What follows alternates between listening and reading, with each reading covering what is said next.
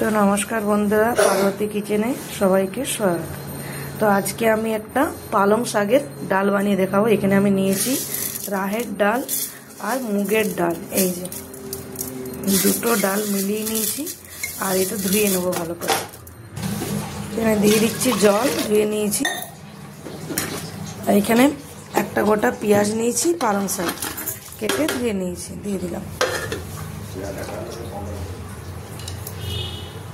দিয়ে দিচ্ছি স্বাদ মতো নুন, আর দিয়ে দিচ্ছি হলুদ গুঁড়ো, দিয়ে দুটো সিটি লাগিয়ে দেবো। এখানে ডাল বিভিন্ন রকমের হয়, সব রকমের আলাদা আলাদা বানিয়ে খেয়ে দেখেন, খুব সুন্দর লাগে খেতে। তো এখানে ডাল ছকার জন্য এই দেখুন আমি ঘি দিচ্ছি।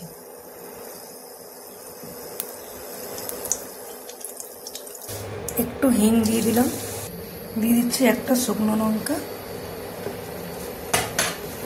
এখানে আদা রসুন কুচানো দিয়ে দিচ্ছি, আদা রসুন কুচিয়ে নিয়েছিলাম। দিয়ে দিচ্ছি দুটো কাঁচা লঙ্কা। এখানে ঝাল যে যেমন খান সে তেমনভাবে ব্যবহার করতে হবে। এখানে দিয়ে দিচ্ছি পেঁয়াজ টমেটো কুচানো। ডালটা দেখে নেবো সিদ্ধ হয়েছে কিনা। দেখুন খুব সুন্দর ডাল সিদ্ধ হয়ে গেছে। এটা ছোলার ডাল দিয়েও বনে, আবার মসুর ডাল দিয়েও বানাতে পারেন। দেখুন কি সুন্দর, এর থেকে আর পাতলা করা হবে না, একটু ডালটা গাঢ় গাঢ়ই রাখতে হবে। এখানে আমি একটু জিরে গুঁড়ো, ধনে গুঁড়ো, একটু কাশ্মীরি লঙ্কার গুঁড়ো দিয়ে দিলাম।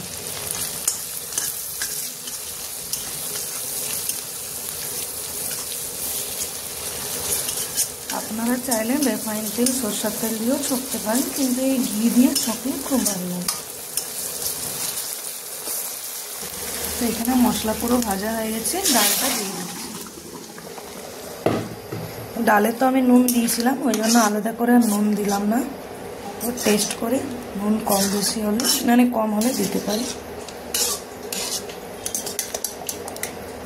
তো এখানে একটু চিনি দিয়ে দিলাম। তো দেখুন কি সুন্দর পালং শাকের ডাল হয়ে গেছে। এরকম আপনারা বানিয়ে একবার খেয়ে দেখবেন। রেসিপি ভালো লাগলে লাইক সাবস্ক্রাইব নিশ্চয়ই করবেন। ভালো থাকবেন, সুস্থ থাকবেন। পরের রেসিপি নিয়ে আবার আপনাদের